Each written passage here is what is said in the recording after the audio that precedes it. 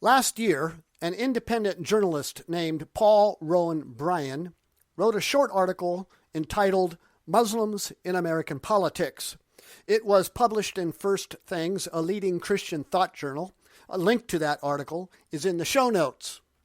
In that article, Bryan claims there is a fault line running through the American Muslim community. Many Muslims and Muslim organizations are aligning themselves politically with the Democratic, liberal, progressive left, even though, writes Bryan, the left supports gay marriage, abortion, drug legalization, and infringements on the rights of religious organizations and individuals, all values at odds with traditional Islamic teaching. They are doing this not for fun or out of ignorance of their faith, says Bryan, but for strategic reasons. Although a traditional Muslim agrees much more with a conservative evangelical Christian from the South on things like marriage, sexuality, and family values than with a progressive, writes Bryan, he is unlikely to band together with them. One poll shows that a majority of white evangelicals say that Muslims don't even belong in the United States. Now, this anti-Muslim rhetoric holds down any crossover of Muslims to the Republican Party or cooperation with the conservative Christian camp. Consequently, American Muslims feel they have no choice but to find acceptance and the chance for a voice in American society from the left. And this puts Muslims in America in a precarious position, caught in a dilemma between a false friend and an open opponent. Islam, at heart, says Bryan, aligns with neither right nor left in an American political context. It is unique and comprehensive, based on a specific view of the human being, rights, and the purpose of life informed by God rather than men. Only the future will tell to what extent American Muslims define a place for themselves in American political culture.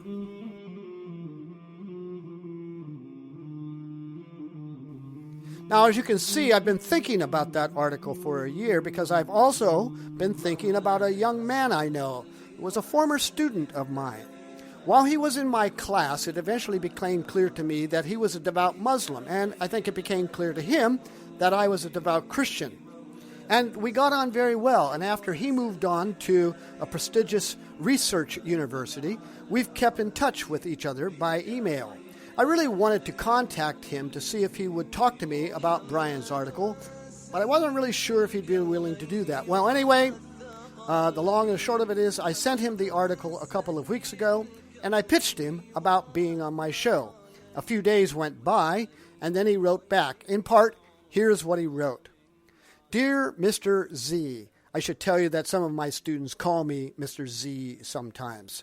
Apologies for my delayed response. I had to take some time to consider this gracious proposal of yours and seek counsel from my mentors and friends. I'm honored that you would extend this offer and quite enjoyed reading the brief essay you've attached. I'm certainly excited at the prospect of having a conversation with you. However, as you might have noticed or not, I tend to be a very private person, except with those whom I can acquaint myself and feel comfortable in conversation.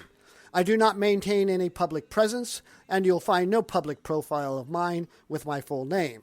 This practice is for the simple reason that I seek a career in a sensitive field, and I do well to avoid attaching my name to what may not be extremely popular viewpoints on the internet.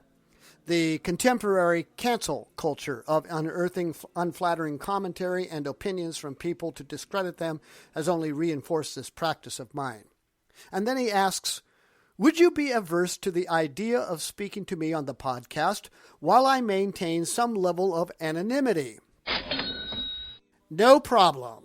So, on this show, we've decided to call him Mr. B because it rhymed with Z, I guess, although calling him Mr. A might have made more sense. Anyways, I'm excited to have you hear him. He's thoughtful, he's informed, he's earnest, all of this, and he's not even 30 years old yet.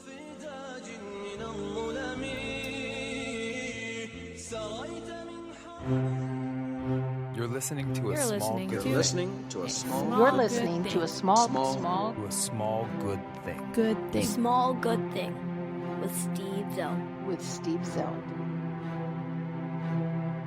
I know you a little bit, but there are some things I don't know about you. And so maybe you could just tell me a little bit more about yourself. You consider yourself, Mr. B, a traditional conservative Muslim?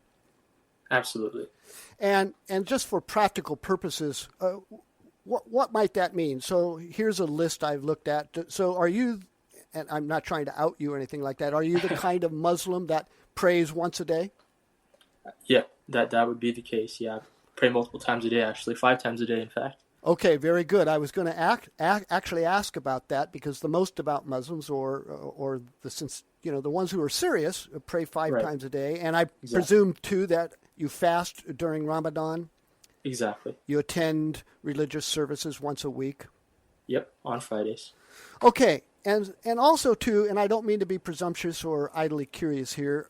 Are you a first generation American Muslim or a second generation? And that is to say, did your parents immigrate? One or more of your parents immigrate to America, or? Yeah. So I was born here. My parents were not born here. They immigrated here from India, and so yeah, you say I'm American as they come. I grew up over here and was raised here and went to school here, and I still kept that part of my identity, my faith. You have an undergraduate degree in criminology from one of the advanced universities in America. And then from there, you went to a Muslim seminary. And what was your degree in? So I attended a seminary and I got a master's in Islamic jurisprudence and tradition. And it's much like a Christian seminary, for example, and you learn about religion and theology and whatnot. And so unpack that a little bit. What does jurisprudence mean to the Islam faith? So jurisprudence, I think, really is about the do's and don'ts of life, I think, and it's a theoretical examination of, or not even just theoretical, but a very practical examination of Islamic law and the code of life that guides every Muslim's existence. And for example, the prayers, the 5 prayers that are done every day. In that program, you would learn about those and how those are done, how those are conveyed to us through the religious texts. And it's more advanced than just talking about the do's and don'ts as well. Of course, it's about how do we get these sources, where these sources come from, how do we examine these sources, how do we analyze these sources, how do we interpret these sources, and how do we make sense of them? Before I ask you for your thoughts and reactions and insights into Brian's article, I just want to say a personal thing, and that is this. The reason this article, Mr. B, attracted my attention in the first place is due to this one sentence in that last part that I read, where he says that Islam, at heart, aligns with neither the right or the left in an American political context. And when I read that, it made me think of myself, because I can tell you that for at least the last 5 years or more, and I'm speaking as a devout Christian, no longer find much to identify with either in the conservative right or the liberal left.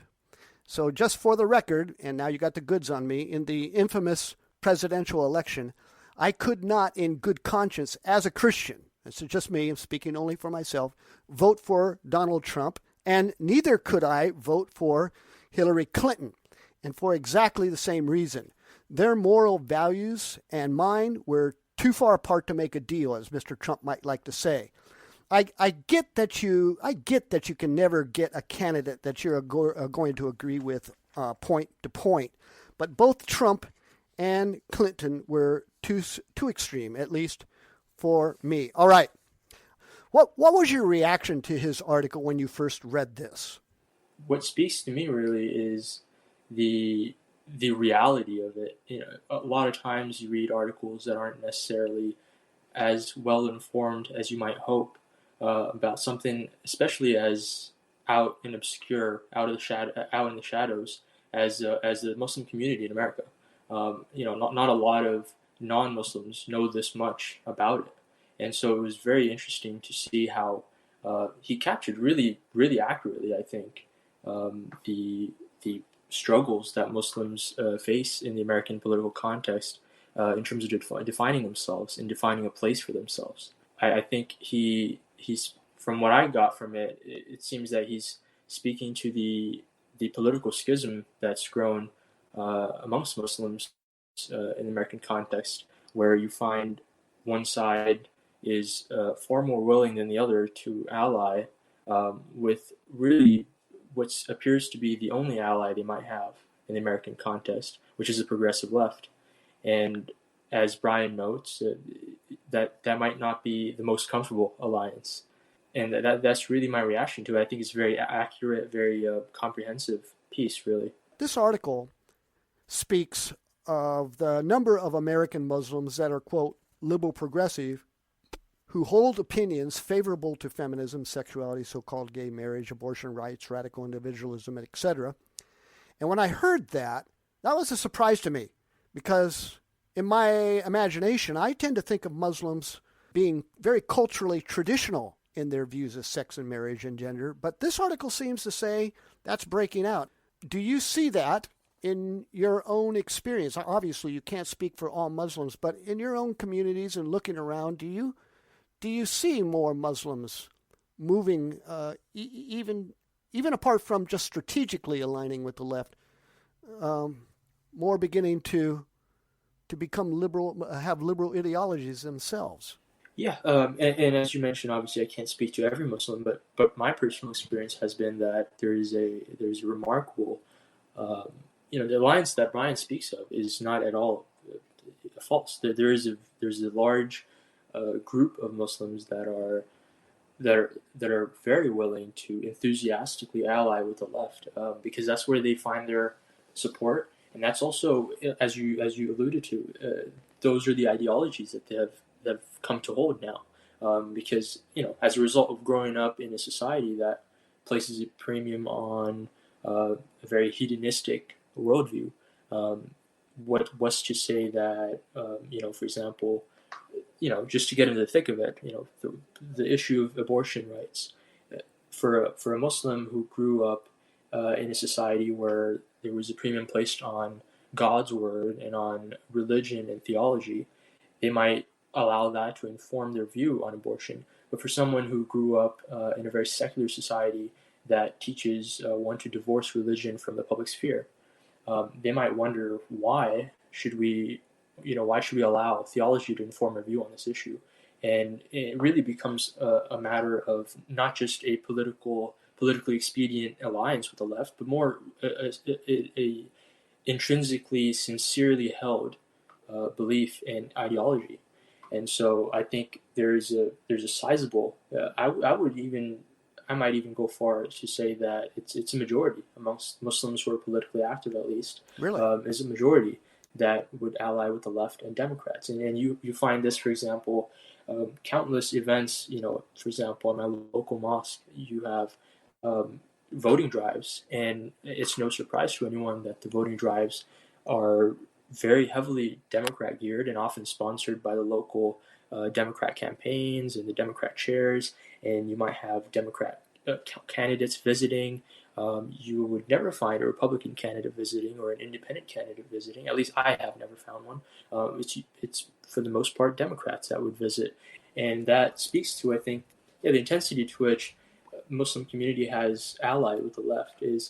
You might be shamed even if you mention that you are a Republican voter. It's very much taboo. I think it's become very much taboo to even talk about political differences. It's either you are politically inactive and either don't have the time or the inclination to care about politics, or you are politically active and you're a Democrat. And for the striking minority that is anything else, either independent or Republican, life isn't exactly easy. Political discussions don't go over too well, and they usually end in, but they hate us, but they want to deport us, and those sorts of things. So there's, I think, the observation that Muslims have wholeheartedly allied with the left is an accurate one, I would say, at least in my experience.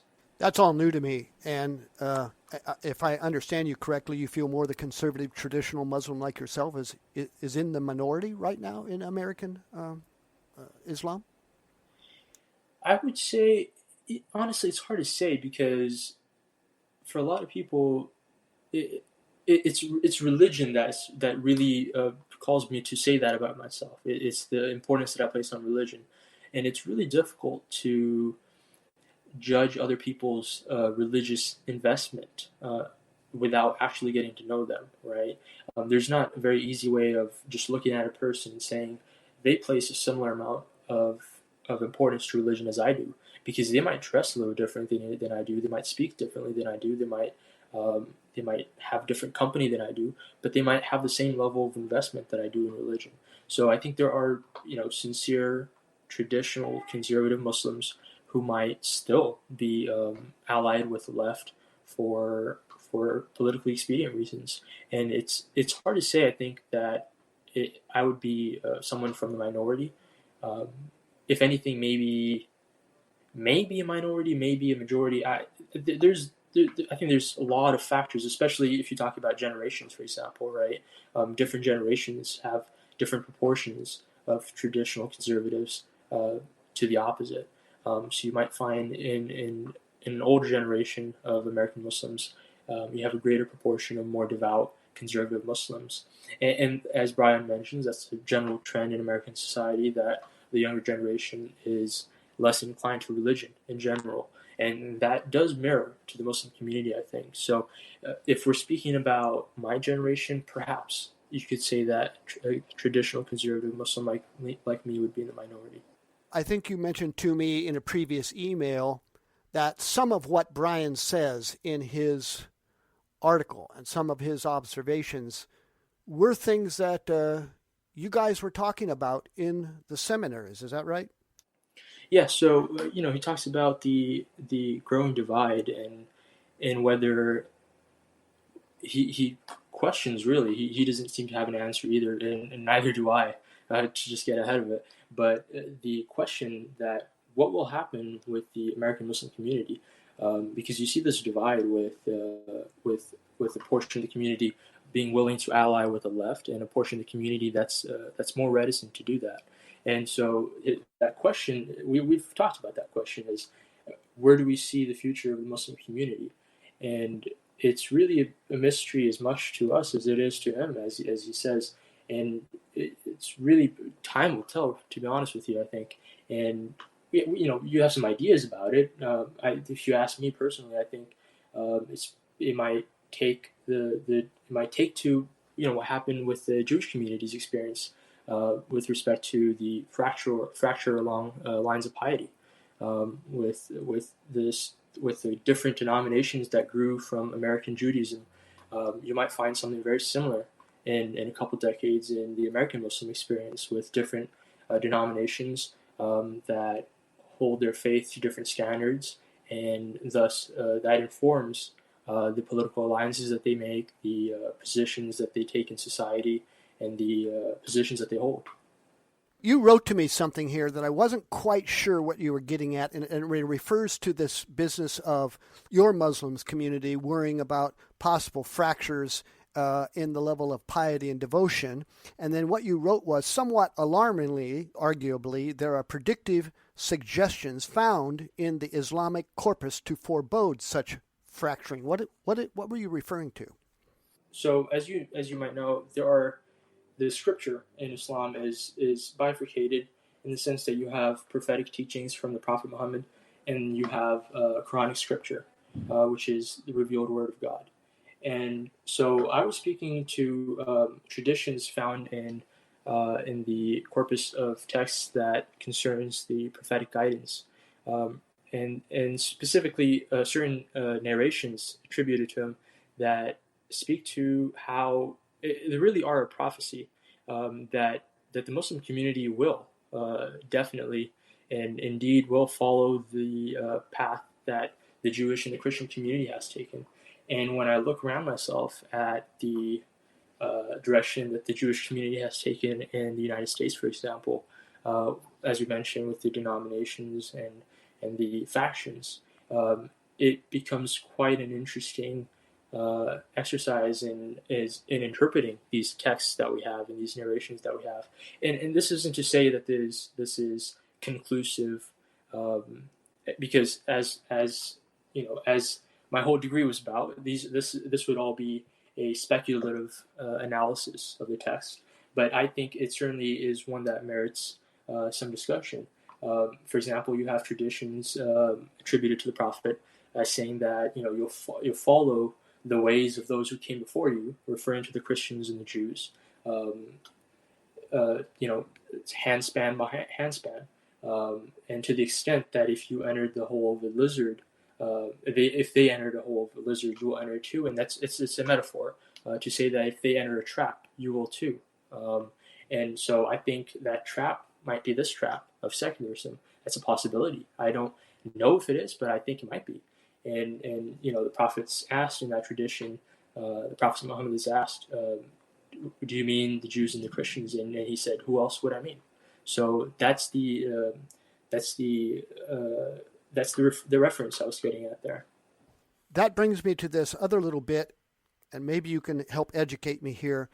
Near the end of Brian's article, he speaks about these growing divisions, and then he says, however, between young American Muslims and the secular religion of liberalism, there are some new voices coming up. And he names some names, none of which I knew about or know about. Hamza Youssef, Sherman Jackson, Omar Suleiman, Saeed Shakir. I don't know if you know these people, but his point is that they seem to be wanting to find a middle way. I'm not sure that's the right phrase. But they are saying, look, we want to pick up on the left positions on race, foreign policy, the environment, and workers' rights. These seem to possibly accord with the teachings of Islam. But these new voices are saying, yet nevertheless, we need to uphold these socially conservative beliefs in opposition to feminism and the LGBT lifestyle and fanatical individualism. Are these new voices that you hear yourself, do you see them out there? Do any of those names mean anything to you? Yeah, so all four of these actually I do know of, and I've actually met two of them, and they're very prominent. They're very prominent members of the community in the American Muslim community, and they're speakers and they're orators and commentators, and I think Brian has a largely accurate view over here too. I would question placing all of them in this camp. However, I think they all have their different idiosyncrasies and their different alliances. And again, that might be a little too critical because I don't expect I don't even expect the average Muslim who doesn't read these folks regularly to know how different they are, in minor terms. But overall, I'd say they're very similar, and at least two of them, Hamza Youssef and Zaid Shakir, they actually run a university together up in Northern California, and now that I see Dr. Hamza Youssef, I want to comment on that. I think he presents an interesting case study of what happens when a Muslim, American Muslim, for a moment breaks from a more leftist narrative. And you might not know about Dr. Youssef, but he actually, just a few months ago, he was in the headlines for joining the Secretary of State's Commission on Human Rights. And this is under the current administration, the Donald Trump administration. And he joined. He was invited to it, I believe, and he joined the panel to advise the Secretary of State on human rights. And just the mere fact that the panel that he joined was hosted by the Trump administration caused a huge uproar in the American Muslim community, and it was quite one of the more prominent headlines in the American Muslim community for 2019. Because everyone was outraged that he would even dare to join a facet of the Trump administration. So he presents it. Yeah, Go let me ahead. interrupt you. Is that blowback coming from the liberal progressive side of the Muslim community? And does this Dr. Youssef, does he have traction and an appeal to you? Yeah. So as for the first part of that, I would say most of the blowback came from the more progressive elements of the Muslim community, um, and the more conservative elements of the Muslim community were less outraged by that and more keen on pointing out that it might be a good thing that he advises the Trump administration as a Muslim voice in the Trump administration, even though it might be debatable to what extent it even is a Trump administration position, because it's more related to the Secretary of State and that whole section of government that really is made up of career employees. But beyond that, Dr. Yusuf does have an appeal to me. I think as he is someone I would consider traditionally educated, conservative Muslim, and and as Brian says, that's largely accurate. He does have a very very interesting and tenuous position that he's carved out, where he is inclined to be accordant with the left positions on race, foreign policy, the environment, and workers' rights. But he doesn't mince words about the socially conservative beliefs that Muslims are tend to hold. So I would say he is someone I look up to. One last question, Mr. B. Would you care to comment? And I don't mean to put you on the spot. And again, I realize you're only speaking about your own experience. I know that there are stalwart Trumpians out there, and many of them belong to the Christian right. That's my tribe. I know them. I'm really not part of that gang. What has been, if any, your experience with the Christian right? Now, do you mean the Christian right in terms of Trump supporters, or just in general? Well, both, I suppose, but the Christian right, many of them, not all of them, are big-time ardent fans of President Trump. And, of course, he has a kind of anti-Muslim rhetoric that's also adopted sometimes by those on the Christian right. Do you get much of that? Has that actually been a factor in your own travels? Right. As you know, I have a law enforcement background, and I don't think it's a very big secret that law enforcement is a very conservative profession. And so I've found myself usually, actually, having political discussions with precisely the people you mentioned, which is socially conservative, Trump supporting Christians.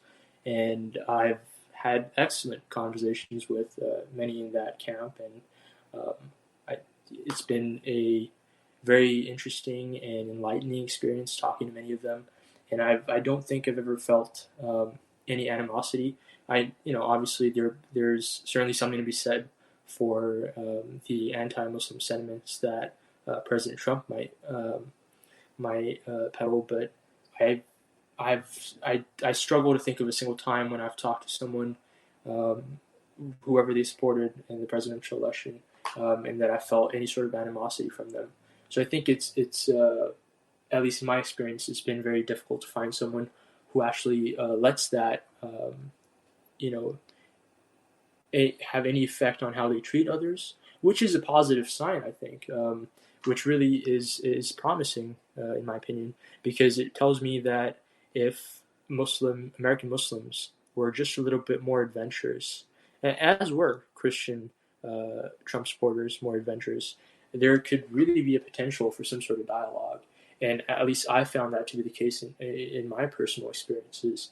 I've had very fascinating and interesting discussions with people you might expect would hate me, and it's really been eye opening for me, I'd say, and I'm very thankful for the position I found in terms of my career that's allowed me to have those discussions and gain that expanded worldview, because not a lot of Muslims, or at least American Muslims, um, would would even imagine that you could have a civilized, great, genial conversation with a Trump supporter. But I've had that, and I know it's possible, and I hope it happens more. And as for Christians in general, and the Christian on the right, To be honest with you, I don't really. It seems, and I think this is a reflection, perhaps in some senses, of the whole discussion we're having in the first place. But it seems hard to find someone who might be a Christian and ascribes that to themselves and is willing to have a conversation about that, and is also not a Trump supporter.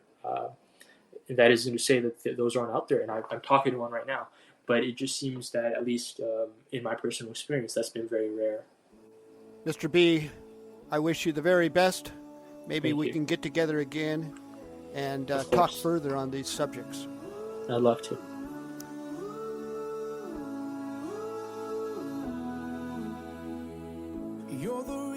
And I'm really looking forward to using some of the musical links that you sent me. Yeah, I just think it's cool.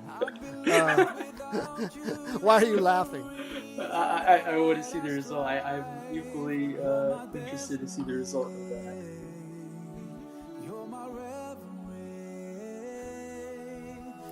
Thanks for listening.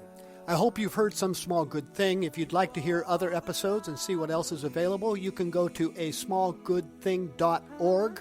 And also, if you would like to contact me and write me, you can find information there.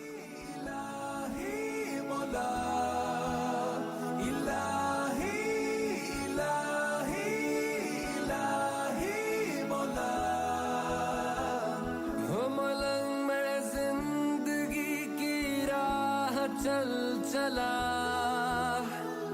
है खुदा एक तेरा मेरा है एक फलसफा